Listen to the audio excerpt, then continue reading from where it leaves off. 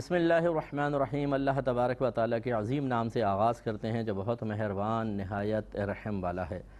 درس بخاری کا سلسلہ جاری ساری ہے اور پچھلے پروگرام میں 2223 نمبر حدیث پاک ذکر کی تھی اور اس پہ کلام چل رہا تھا۔ پہلے ہم اگلی حدیث بھی شامل کر لیتے ہیں کہ اس کے جو آخری حصے پہ کلام تھا اسی ذکر پر اگلی حدیث مشتمل ہے، تو ایک ساتھ انشاءاللہ کلام ہو جائے گا۔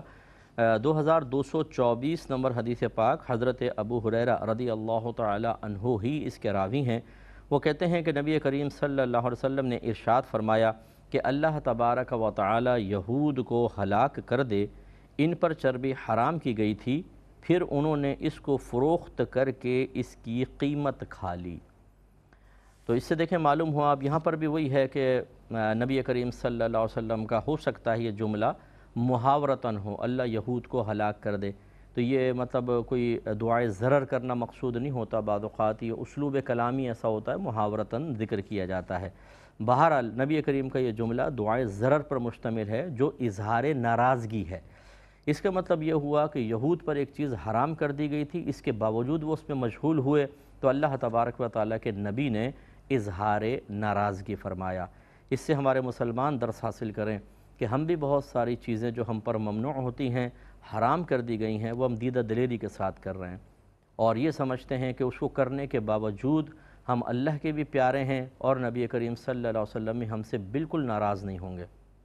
اور بڑی معذرت کے ساتھ اس پر ایک شیطان نے ہمارا ذہن اور بنا دیا ہے اور ہمیں ایک دھوکے اور غرور میں مبتلا کر دیا ہے کہ ہم اپنی پسند کے کچھ نیک اعمال جو اکثر مستحبات پر مشتمل ہوتے ہیں، جیسے کسی بیوہ کو چندہ دے دیا، یتیم بچوں کو کی کفالت کر دی، بچیوں کی شادی کر دی اور غریبوں کو کھانا کھلا دیا، کسی مدرسے میں فنڈ وغیرہ دے دیا، اس طرح کے کام جو مستحب ہیں، فرض یا واجب نہیں ہوتے، ان کو کرنے کے بعد پھر ہم توبہ سے بھی غافل ہو جاتے ہیں اور اگر کوئی گناہ ہو جائے تو اس پہ شرمندگی اور ندامت سے اپنے آپ کو بہت دور پاتے ہیں۔ ہمیں شیطانی ذہن بنا دیتا ہے کہ اگر تم سے کوئی گناہ خطا ہو بھی گئے، تم اتنے اچھے اچھے کام بھی تو کر رہے ہو، اللہ تعالیٰ تمہیں درگزر فرما دے گا۔ حالانکہ اگر آپ غور کریں، ایسے ان میں سے بہت سارے لوگ ایسے ہوتے ہیں جو فرائض پر عمل نہیں کرتے، 5 وقت نماز نہیں پڑھیں گے، زکوٰۃ صحیح طریقے سے ادا نہیں کریں گے، حج فرض ہو چکا ہے، کئی سالوں تک حج نہیں کریں گے، لیکن تھوڑے سے مستحب کام جن کا کرنا اللہ نے فرض یا واجب قرار نہیں دیا، ہم نے خود ان کا انتخاب کیا ہے، ان کو کرنے کے بعد ان فرائض کا ترک کرنا، اس کے علاوہ بہت سارے اور گناہ کرنا، حرام اور مکروہ تحریمی گناہ کبیرہ صغیرہ کرنا، ہم انہیں بہت معمولی سمجھنے لگ جاتے ہیں۔ اور بعض لوگ ایسے ہوتے ہیں کہ جو اس طرح کے کام کرنے کے بعد سمجھتے ہیں کہ میں اللہ کا بھی پیارا ہو چکا ہوں اور نبی کریم صلی اللہ علیہ وسلم بھی مجھ سے کوئی ناراض نہیں ہوں گے۔ یہ غلط خیال ہے۔ اللہ تعالیٰ کبھی گناہوں سے راضی نہیں ہوتا ہے، نبی کریم صلی اللہ علیہ وسلم کبھی کسی کی خطا سے راضی نہیں ہوتے۔ آپ بہت ناراض ہوا کرتے تھے اگر کوئی مطلب غیر ارادی طور پر، نادانستہ طور پر، لا علمی میں کوئی خطا کرتا تو اس پر بھی بعض اوقات سرکار نے اظہار ناراضگی فرمایا ہے۔ سزا تو جاری نہیں فرمائی لیکن اظہار ناراضگی فرمایا ہے، اور یہ کئی حدیثیں گزر چکی ہیں، میں نے جلال نبی کے تحت آپ کی خدمت میں ذکر بھی کی تھیں۔ اس لیے ہمارے مسلمان بھائی بہنوں کو بھی چاہیے ذرا غور کریں، ہم منہ بھر بھر کے غیبتیں کریں، ہم چغلیاں کریں، ہم مسلمان بھائیوں کی دل آزاریاں کریں، ان کی جان مال عزت و آبرو کو تباہ کرنے کی کوشش کریں، ہم نمازیں قضا کر دیں، ہم زکوٰۃ ادا نہ کریں، قربانی کے وجوب کی شرائط ہی جاننے کی کوشش نہ کریں، جان بوجھ کر خاص طور پر کہ کہیں ایسا نہ ہو قربانی واجبی ہو جائے اور 8-10 ہزار روپے نکل جائیں، اور اسی طریقے سے حرام مال کمانا، وراثتیں دبا کر بیٹھے ہوئے ہیں، لوگوں کے قرضے دبا لیے ہیں، دینے کو دل نہیں چاہتا ہے۔ تو یہ تمام کام کرنے کے بعد پھر ہمیں کوئی شرمندگی ندامت نہیں ہے۔ تھوڑے بہت کوئی نیک عمل کر لیا، کسی کو چائے کی پتی دے دی، کسی کو دودھ دے دیا، وہی جیسے میں نے کہا کچھ بچیوں کی شادی کر دی، اس کے بعد مطمئن ہے کہ جی اب تو بخشے جائیں گے بس، یعنی گویا کہ اللہ تعالیٰ ان مستحبات سے راضی ہو کر فرائض اور واجبات میں کوتاہی اور ہمارے حرام کاموں پر دلیری کو نظر انداز کر دے گا اور ہم اللہ کی بارگاہ میں مقبول ہوں گے۔ بلکہ ایسے لوگوں کو دیکھا ہے اگر کوئی ان کے خلاف جاتا ہے تو یہ سمجھتے ہیں کہ چونکہ ہم اللہ کے بہت پیارے ہیں تو اللہ تعالیٰ ان پر عذاب نازل فرما دے گا۔ تو یہ سب غلط خیالات ہیں، ایسا نہیں ہونا چاہیے۔ اللہ تعالیٰ جب کسی چیز کو حرام فرمائے، نبی کریم صلی اللہ علیہ وسلم کسی چیز کو منع فرمائیں تو ادب یہ ہے کہ بس پھر آپ اس سے دور ہوں، ادب اور احترام یہ ہے۔ ہم بعض اوقات بے ادبی کو مخصوص افعال کے ساتھ مانتے ہیں کسی نے نبی کریم کو برا بھلا کہہ دیا، آپ کی شان میں گستاخی کر دی، کارٹون بنا دیے، تو ہم کہتے ہیں بہت بڑے بے ادبی کی ہے، گستاخی کی ہے۔ بالکل بے ادبی گستاخی ہے، لیکن کیا بے ادبی اور گستاخی صرف اسی تک محدود ہو گئی ہے؟ کچھ اور چیزیں ایسی نہیں ہیں جن میں بے ادبی کا پہلو نکلتا ہو؟ مثال کے طور پہ یہی، کیا اللہ تعالیٰ کا، اس کے رسول کا ایک حکم ہمارے سامنے آئے، ہم عمل کر سکتے ہوں، لیکن سستی کر کے اور مطلب جان چرا کر اور ہیلے بہانے کر کے ہم اس حکم کو پورا نہ کریں، کیا اس میں بے ادبی کا کوئی پہلو ہمیں نظر نہیں آتا؟ اگر ایک بیٹا اپنی ماں کا حکم نہ مانے، حالانکہ پورا کر سکتا ہے، والد حکم دے نہ مانے، استاد حکم دے نہ مانے، ایک عالم دین مسجد کے امام صاحب اس کو کچھ کہیں، کہنا نہ مانے، بتائیں آپ اس کو با ادب کہیں گے یا ادب سے دور کہیں گے؟ یقینی سی بات ہے، آپ کہیں گے یار بہت عجیب و غریب آدمی ہے، دیکھو کسی کا کہنا نہیں مانتا، یعنی ہم اس کو بے ادبی کی طرف منسوب ضرور کریں گے۔ اسی طریقے سے یاد رکھیں، اس میں بھی ایک بے ادبی کا پہلو نکلتا ہے، میں اس کو گستاخی نہیں کہہ رہا ہوں، بے ادبی کا پہلو نکلتا ہے کہ اللہ تعالیٰ اس کے رسول کا حکم ہمارے سامنے آئے، واضح طور پہ پتہ چل جائے کہ یہ حکم ہے، اور پھر ہم کنی کترائیں، رزق اللہ کا کھائیں، نبی کریم کے نام کی چیزیں کھا رہے ہوں، اللہ تعالیٰ ان کے وسیلے سے ہمیں بہت سی چیزیں عطا فرما رہا ہو، اور اس کے جب حکم پورا کرنے کی باری آئے تو ہم پر ایک بہت ہی ہم بوجھ محسوس کریں، یہ سمجھے کہ بہت معاذ اللہ ثم معاذ اللہ ایک بڑی آزمائش اور مصیبت آ گئی ہے۔ یہ غلط رویہ ہے۔ اگر آپ اپنی زوجہ کو سب کچھ عطا کریں، اپنی اولاد کو بہت سی نعمتیں دیں، اور پھر ان سے ایک چھوٹی سی اپنی خواہش کا اظہار کریں اور اس پر وہ اظہار بیزاریت کر دیں، یا مطلب یہ کہ نافرمانی کریں، تو بتائیے کہ آپ کو افسوس نہیں ہوگا، کہ آپ کو صدمہ نہیں ہوگا، کہ آپ کو غصہ نہیں آئے گا، کہ آپ اپنے احسانات کا سلسلہ روک نہیں لیں گے؟ تو اللہ تعالیٰ تو اثر قبول کرنے سے پاک و صاف ہے۔ نبی کریم صلی اللہ علیہ وسلم ضرور ایک انسان ہیں، بشر ہیں، نبی ہیں، لیکن آپ کی فیلنگز ہیں، احساسات ہیں، آپ رنج محسوس کرتے ہیں، غم محسوس کرتے ہیں، تو یقینی سی بات ہے کہ نبی کریم کو رنج بھی ہوتا ہوگا اور دکھ بھی ہوگا، اور یہ اچھی چیز نہیں ہوتی۔ اس لیے ایک مسلمان کو اپنے اندر اس وصف حیا کو بڑھانا چاہیے کہ جو ہمیں اس طرف متوجہ کر دیتا ہے کہ یار ادھر بھی غور کر لو، اس میں بھی ادب کے خلاف تھوڑی سی چیزیں ہیں، اس کو ترک کریں، ہمت کرنی چاہیے۔ ہم تھوڑے تھوڑے فائدوں کے لیے جب دنیا کے لوگوں کا کہنا مان لیتے ہیں تو اللہ تعالیٰ اس کے رسول کریم صلی اللہ علیہ وسلم کی اطاعت، جس میں نقصان کا کوئی پہلو نہیں ہے، فائدے ہی فائدے ہیں، دنیا کی بھی برکتیں اور آخرت کی بھی ہوں گی انشاءاللہ، اس میں کوتاہی کیوں؟ تو بہرحال سرکار نے یہود کے سلسلے میں جب کلام فرمایا تو معلوم ہوا کہ آپ اللہ تعالیٰ کی نافرمانی کی بنا پر ان سے ناراض ہوئے، ان پر اظہار ناراضگی فرمایا۔ دوسری چیز، ان پر چربی حرام کی گئی تھی۔ ہمارے لیے چربی جائز ہے، حلال جانور کی ہو جیسے گائے، بکری، بھینس وغیرہ کی، اور انہیں ذبح بھی کیا گیا ہو، تب وہ ہمارے لیے حلال ہوگی۔ اگر مثلا گائے ویسی ہی مر گئی، مردار جس کو کہتے ہیں، یا آپ نے ذبح شرعی صحیح طریقے سے نہیں کیا اور وہ مردار ہو گیا، تو اس کی چربی حرام ہے، مردار کی کوئی بھی چیز نہیں کھا سکتے۔ اس سے ہمارے ذرا وہ بھائی بہن درس حاصل کریں کہ جو مطلب اس طرح کی گندی چیزوں کی چربیوں سے آئل تیار کر کے اور مسلمانوں کو کھلا رہے ہیں، وہ بھی ہمارے ملک پاکستان میں، جہاں جو ملک اسلام کے نام پر بنا اور ہم اپنے آپ کو مسلمان کہتے ہیں، ہم پہ حلال جانور کی چربی حلال تھی، اس کا اگر آپ آئل بنائیں، مثلا جانور ذبح کیا، اس کی چربی نکلی، اس کا آپ نے آئل بنایا، طیب حلال ہے، چربی کھانا بھی جائز، اس کا آئل بھی جائز۔ لیکن اگر آپ مردار چیزوں کی بنائیں اور گندی چیزوں کی بنائیں، یعنی ایسی ایسی چیزوں کی کہ اللہ تعالیٰ معاف فرمائے، آپ ٹی وی پہ پروگرام دیکھتے رہتے ہیں، فیکٹریوں پہ چھاپے پڑتے ہیں جو، اور اس کے اندر جو آئل تیار ہو رہا ہوتا ہے اتنی غلیظ چیزوں سے، یعنی حرام چیزوں سے بعض اوقات تو، اور پھر اس کو کشید کر کے، پھر اس کی اسمیل وغیرہ دور کر کے، وہ چھوٹی چھوٹی تھیلیوں کے اندر جو اکثر کھلا بکتا ہے، ان میں گڑبڑ کے امکانات زیادہ ہیں۔ میں یہ نہیں کہتا ہوں کہ سارا وہ آئل کوئی حرام اور ناپاک ہوگا، لیکن بہرحال گڑبڑ کے امکانات ہیں، سستا ملتا ہے، اور وہ اسی طریقے سے جو مطلب کوئی دکان چلاتے ہوں، جیسے پراٹھے وغیرہ بناتے ہیں ہوٹل کے اوپر، تو خدارہ آپ اگر ایک کنستر خرید رہے ہیں اور وہ کہہ دیتا ہے بیچنے والا کہ یہ لوگے تو یہ 1000 روپے کا، اور یہ لوگے تو یہ 400 روپے کا آپ کو آئل ملے گا، تو تھوڑا سا غور کر لیں کہ یار اتنا 600 روپے کم میں کیوں دے رہا ہے،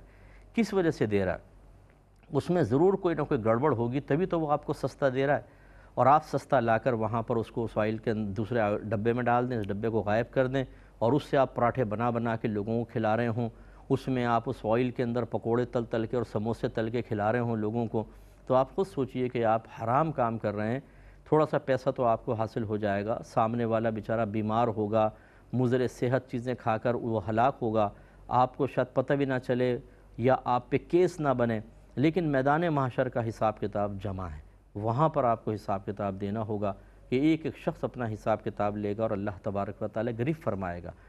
اس لیے خدا کا خوف کرنا چاہیے، اور ایسی چیزیں جو کھانے پینے سے تعلق رکھیں خاص طور پر ان میں کوئی بھی حرام چیز سے حاصل کرنا یا حلال چیز سے حاصل کرنے کے بعد اس میں حرام کی ملاوٹ کر دینا یا گندی چیزوں کی ملاوٹ کر کے بیچنا، یہ سب کا سب منع ہوتا ہے۔ اللہ کی بارگاہ میں ہمیں توبہ کرنی چاہیے۔ اگلی حدیث ہے جس کا باب قائم کیا ہے، باب بیع التصاویر التي ليس فيها روح وما يكره من ذلك، غیر جاندار چیزوں کی تصاویر اور ان میں جو چیز مکروہ ہے، غیر جاندار چیزوں کی تصویر اس کے بارے میں ہوگا، اور ان میں جو چیز مکروہ ہے یعنی تصویروں میں۔ 2225 نمبر حدیث پاک ہے، حضرت سعید بن ابو الحسن بیان کرتے ہیں کہ میں حضرت ابن عباس رضی اللہ تعالی عنہ کے پاس تھا کہ ایک شخص ان کے پاس آیا اور اس نے کہا کہ اے ابو العباس، بے شک میں ایسا انسان ہوں کہ میرا ذریعہ معاش میرے ہاتھ کی صنعت سے ہے، یعنی میں ہاتھ کی کمائی سے کھاتا ہوں، ہاتھ کی مہارت سے کھاتا ہوں، اور میں یہ تصویر بناتا ہوں۔ یعنی یہ تصویر اس نے دکھائی اور وہ جاندار کی تصویریں تھیں، یعنی اس سے جیسے سکیچز وغیرہ تیار کرنا، جانوروں کی تصویر بنانا۔ اس نے کہا کہ اللہ نے میرے ہاتھ میں گویا کہ یہ ہنر رکھا ہے، میں اس صنعت سے کماتا ہوں تصویریں بیچ کر۔ تو حضرت ابن عباس رضی اللہ تعالی عنہما نے کہا کہ میں تمہیں وہی حدیث سناتا ہوں جس کو میں نے نبی کریم صلی اللہ علیہ وسلم سے سنا ہے۔ آپ نے ارشاد فرمایا کہ جس نے کوئی تصویر بنائی تو اللہ تعالیٰ اس کو اس وقت تک عذاب دیتا رہے گا حتیٰ کہ وہ اس میں روح پھونک دے، اور وہ اس میں کبھی بھی روح نہیں پھونک سکے گا، یعنی دائمی عذاب، بہت طویل عذاب۔ یہ سن کر اس شخص کا سانس پھول گیا اور اس کا چہرہ زرد ہو گیا، یعنی خوف خدا رکھنے والا انسان تھا۔ جب اس نے یہ وعید سنی تو وہ تو ذریعہ معاشی ختم ہو گیا گویا کہ، تو اس کا سانس پھول گیا اور رنگ زرد پڑ گیا۔ حضرت ابن عباس رضی اللہ تعالی عنہما نے فرمایا کہ تم پر افسوس ہے، اگر تم تصویر کشی کو چھوڑنے پر تیار نہیں ہو تو تم اس درخت کی تصویر بناؤ اور ہر اس چیز کی جس میں روح نہ ہو۔ تو دیکھیں اب چند چیزیں پتہ چلیں۔ پہلے ایک بات سمجھ لیجئے کہ تصویر کسے کہتے ہیں جو ہمارے مذہب میں منع ہے۔ اصل میں تو مجسمہ منع ہے، جس کا باقاعدہ سایہ بنتا ہو، یہ مجسمہ ہے۔ اور یہ چونکہ اس زمانے میں بت پرستی بہت زیادہ عام تھی، اور نبی کریم صلی اللہ علیہ وسلم نے آ کر جہاں جہاں اسلامی حکومت ہوئی وہاں اس کا حتی الامکان قمع کیا، اور اگر کہیں کوئی ذمی کافر بنا تو اسے جزیہ لے کر بہرحال اس کی عبادات سے صرف نظر کیا گیا، اور وہاں پر وہ اپنی عبادات کرتے تھے۔ لیکن جہاں جہاں اسلامی حکومت قائم رہی اور ذمی کوئی نہیں تھا تو وہاں تو ان چیزوں کو ختم کر دیا گیا۔ تو اصل تو مجسمے کی ممانعت تھی، پھر عکسی تصویر کی بھی ہوئی۔ نبی کریم صلی اللہ علیہ وسلم نے بعض وقت پردوں پر تصویر دیکھی تو اظہار ناراضگی فرمایا۔ تو اس کا مطلب یہ ہوا کہ چاہے مجسمے کی شکل میں ہو یا عکسی تصویر جیسے ہاتھ سے بنا لیتے ہیں سکیچز وغیرہ، پردے پہ کوئی بنا دے، یہ سب سرکار نے گویا کہ منع فرمائی، کیونکہ بت پرستی کی طرف میلان کا اندیشہ ہے۔ اس کے بعد پھر کیمرے ایجاد ہوئے، ان میں پھر بحث چلی کہ یہ کیمروں کی پکچرز جائز ہوں گی کہ نہیں۔ تو اس میں پھر جو ایسے کیمرے تھے جو پہلے دور میں تھے کہ جن میں باقاعدہ نیگیٹو بنتا تھا، اس میں فلم ڈلتی تھی، آپ پکچر کھینچتے ہیں، نیگیٹو پر ایک عکس آ جاتا تھا، اسی لیے اگر اس کی ریل نکال کے آپ یوں روشنی میں دیکھیں تو باقاعدہ چہرہ بنا ہوتا تھا، اگرچہ زیادہ واضح نہیں ہوتا تھا لیکن نظر آتا تھا۔ یہ عکس ساقط تھا، یعنی اس تصویر کا عکس ہوا اور ساقط متحرک نہیں ہے، یہ تصویر ہے اور اس کو بھی منع کیا گیا۔ اس کا اگر پازیٹیو بنا لیا جائے تو بدرجہ اولا اور پکچر کلیئر ہو جائے گی، وہ بھی حرام رہا۔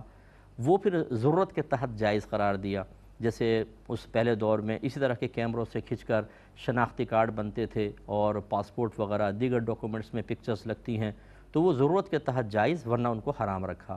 پھر ایڈوانس دور آیا، اب ڈیجیٹل کیمرے آ گئے ہیں، اب موبائل کے اندر آپ پکچر کھینچتے ہیں تو کوئی ایسا عکس نہیں بنتا کہ آپ اندر سے کھولیں تو کوئی چپ نکلے یا کوئی ایسی ریل وغیرہ نکلے کہ آپ یوں دیکھیں تو تصویر نظر آئے، بلکہ وہ پکسلز ہوتے ہیں کہ جو اندر سیف ہو جاتے ہیں اور مشینری متشکل کر کے ایک صورت کی شکل میں آپ کو دکھا دیتی ہے۔ اس میں اختلاف ہوا، اس میں میجورٹی جو ہے وہ اس کے جواز کے قائل ہوئی کہ یہ حقیقتاً پکچر ہے ہی نہیں، اور اگر میں اس کو یوں کہوں کہ 99.99% علماء اور عوام اس طرف ہوئے کہ یہ جائز ہونا چاہیے تو بے جانی ہوگا، لیکن اونلی 1% یا 5% لے لیں، 95 ایک طرف اور 5% ایک طرف، اب بھی بہت سے علماء، کچھ علماء ایسے ہیں کہ جو اس کے ناجائز ہونے کے قائل ہیں۔ لیکن بہرحال اصول یہی ہوتا ہے کہ جب کسی مسئلے میں اختلاف ہو جائے اور اکثر فقہاء علماء ایک جانب ہو تو پھر وہی حق کہلاتا ہے۔ تو اس لیے پھر ہم آج کل کے دور میں ڈیجیٹل کیمرے سے کھینچی گئی پکچرز یا کیمرے میں مووی بنتی ہے، یا اسی طریقے سے موبائل کے اندر اگر آپ پک کھینچتے ہیں یا مووی بناتے ہیں تو اس کی شرعاً اجازت دیتے ہیں کہ یہ حقیقتاً پکچر ہے ہی نہیں۔ لیکن اگر اس کا آپ پازیٹیو نکال لیں، جیسے آپ نے مطلب اس کا پرنٹ آؤٹ نکال لیا، اس کو کہتے ہیں، یہ جائز نہیں ہوگا کیونکہ وہ عکس ساقط میں آئے گا، اس پہ باقاعدہ پکچر بن جائے گی۔ یہ تو ایک تصویری معاملہ ہوا۔ اب صورت کسے کہتے ہیں؟ جو مذہب نے منع کیا وہ ہے جاندار کا چہرہ، جاندار کا چہرہ۔ لہذا اگر آپ کسی انسان کا پورا دھڑ بنا دیں اور گردن سے اوپر کا چہرہ نہ بنائیں، یہ بالکل جائز ہے، کیونکہ چہرہ اصل ہے، یہ بس صورت کہلاتی ہے۔ اسی طرح کسی جانور کا چہرہ آپ نے نہیں بنایا، باقی پورا دھڑ بنا دیا، جائز ہے۔ جیسے ڈیکوریشن پیسز وغیرہ ہوتے ہیں، اس میں پورا گھوڑا بنا دیا اور چہرے کے بالکل نقوش نہ بنائیں، بس سیدھا سپاٹ رکھیں، گنجائش نکل آئے گی۔ اگرچہ بہتر ہے کہ دوسرا کوئی کام کر لیں کہ دیکھنے والا بدگمانی کا شکار ہوگا، لیکن اگر آپ اس کی آنکھ، ناک وغیرہ کوئی چیز نہیں بناتے ہیں، گنجائش نکلے گی۔ اسی طریقے سے یہ ہے، جیسے بعض اوقات آپ نے دیکھا ہوگا یہ شو رومز وغیرہ پر جو کپڑوں کے ہوتے ہیں، ساڑیوں کے ہوتے ہیں، ڈیمیز رکھی ہوتی ہیں جن کے چہرے نہیں ہوتے، گنجی ٹنڈی سی ایک عورت کھڑی ہوتی ہے تو چہرہ بالکل نہیں ہوتا، باقی پورا بدن ہوتا ہے، تو اس پہ وہ سوٹ وغیرہ لگا کر ڈسپلے کرتے ہیں، تو لوگ دیکھ لیتے ہیں، عورتیں وغیرہ تو اس کی خوبصورتی کی وجہ سے خریدتے ہیں۔ تو اس طرح کی چیزیں شرعاً جائز ہیں، چہرہ صورت نہ ہو۔ تو یوں اچھا، ایک تو یہ ہو گیا۔ دوسری بات یہ ہے کہ اتنی چھوٹی تصویر اگر آپ نے بنائی کہ اس کو زمین پر رکھیں اور کھڑے ہو کر دیکھیں تو نقوش ظاہر نظر نہ آئے، واضح نظر نہ آئے، یہ نہ تو تصویر کے حکم میں آتی ہے، نہ یہ بنانا کوئی ناجائز ہے۔ اتنی چھوٹی تو بنا سکتے ہیں، لیکن بڑی بنانا یہ منع ہوگا، اور پھر اس کو اگر بنی بنائی آپ نے لے لی تو تعظیماً گھر میں لگانا، فریم وغیرہ کر کے، یہ سب منع ہوتا ہے۔ اس لیے خلاصہ کلام یہ ہوا کہ بلا ضرورت تصویر بنانا شرعاً جائز نہیں ہوگا، اور ضرورتیں تو مستثنیٰ ہوتی ہیں، میں نے آپ کو بتا ہی دیا۔ جیسے بعض اوقات کوئی مجرم ہوتا ہے،